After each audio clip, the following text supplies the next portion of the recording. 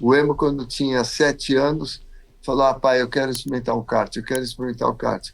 Liguei para o Felipe Jafone tinha um indoor perto lá na Granja Viana, e aí eu levei com a Rossana ele de manhã, ele começou a andar às 9, aí não parou mais, ao meio-dia tinha que almoçar, não queria sair do kart, só tinha que pôr gasolina, começou a chover, ele andou na chuva, foi o começo, o primeiro dia dele em pista, o dia inteiro não conseguia sair.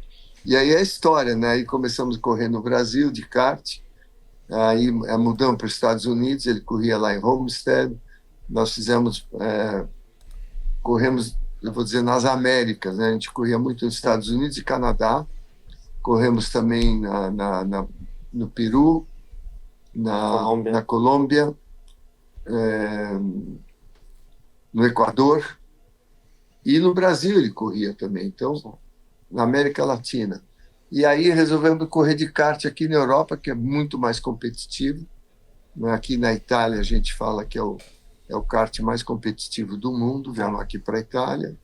E a última corrida que ele fez de kart foi na Júnior, foi na Senior, naquela pista muito que era campeonato europeu, né? Como é que é o nome da pista? Aquela em La Conca, né? Nápoles, perto de Nápoles. Perto de Nápoles, uma pista muito competitiva, e ele inclusive estava lá disputando com o Rafa Câmara, na mesma corrida, e o Antonelli. E estava nessa corrida, estava andando na frente dos dois. Não, larguei atrás dos dois. Atrás, terceiro. Terceiro lá no grid, na largada. E aí o sueco te bateu no largado. Mas ele estava muito rápido. E foi a última vez que ele correu de kart. E lá ele foi para Dinamarca, que podia correr com 14 anos de carro. E ele já andou muito bem no campeonato na Dinamarca. Aí veio indo até agora e apareceu essa oportunidade, como o Emo falou, de ir para a Fórmula 2, no momento, Felipe, que quando a gente fala hoje em dia, com toda a telemetria, com toda a informática, com toda a informação que você tem disponível, mais o simulador, você consegue, para uma pista que você nunca andou, já conhecendo ela bem de simulador. Então, é uma visão diferente do automobilismo, obviamente, da minha época. Eu sou um dinossauro do simulador.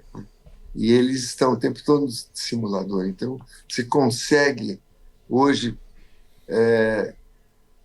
com engenheiro, com coach, com simulador, chegar no nível competitivo sem andar na pista. Chegando na pista, você já sai na primeira volta, conhecendo, inclusive, as ondulações da pista.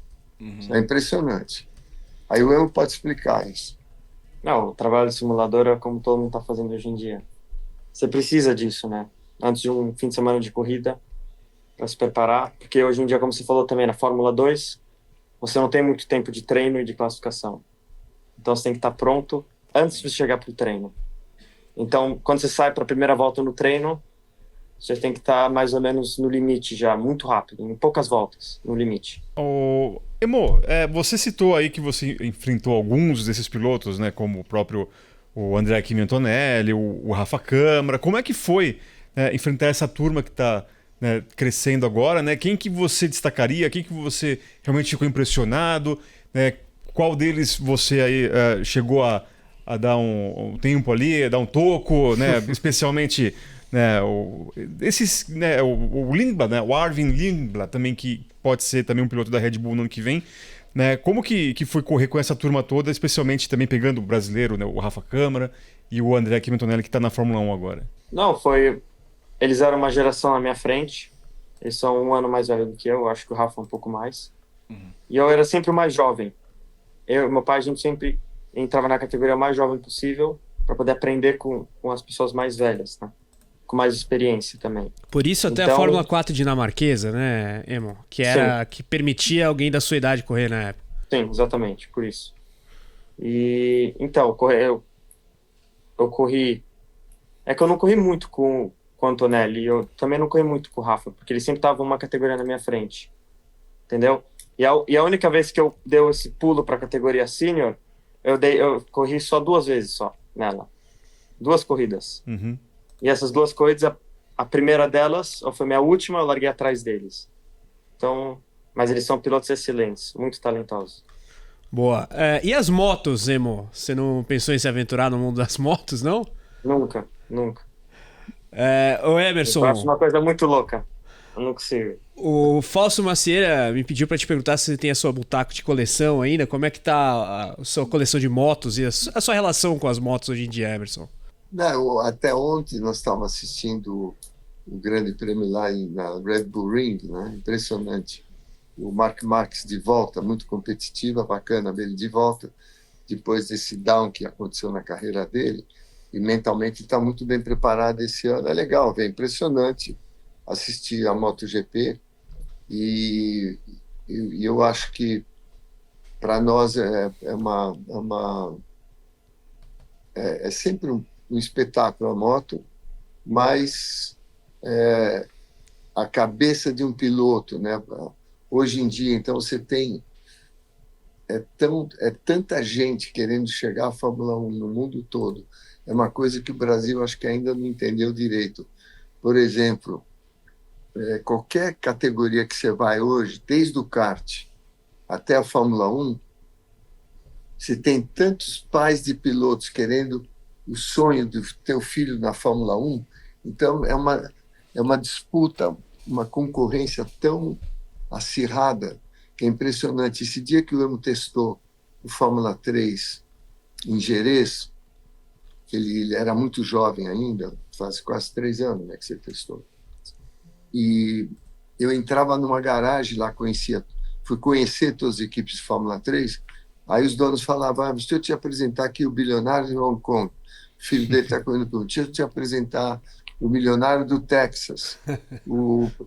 Então, você está numa concorrência hoje de custo, desde o kart até a Fórmula 1, um absurdo. Então, é um esforço nosso para conseguir patrocínio, não é fácil.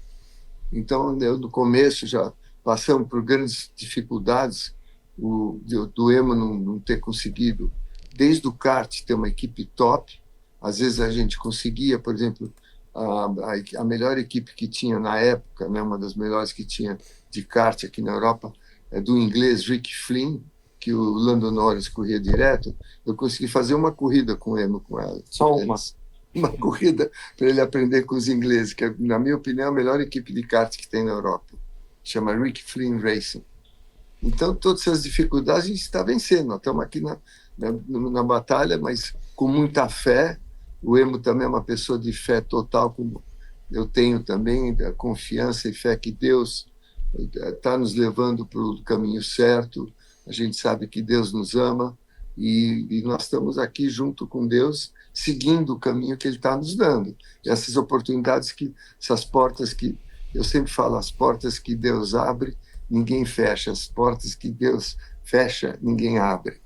Então esse é o caminho que nós estamos seguindo aqui. Boa. Emo, a sequência até o ano que vem, como é que tá a agenda em geral? Assim, de trabalho, com a equipe, simulador, visita à fábrica. Descreve um pouco como que é o seu fim de 25 para em 26 encarar esse desafio tão grande. Bom, quase desde o começo desse ano, vamos falar desde maio, ou até antes de maio, já estou trabalhando full time com a equipe no simulador, preparando com o Joshua para todas as corridas no simulador também. Então, fazendo os procedimentos de treino, classificação. Então, desde quase o começo desse ano, eu já estou trabalhando full time com a equipe, praticamente.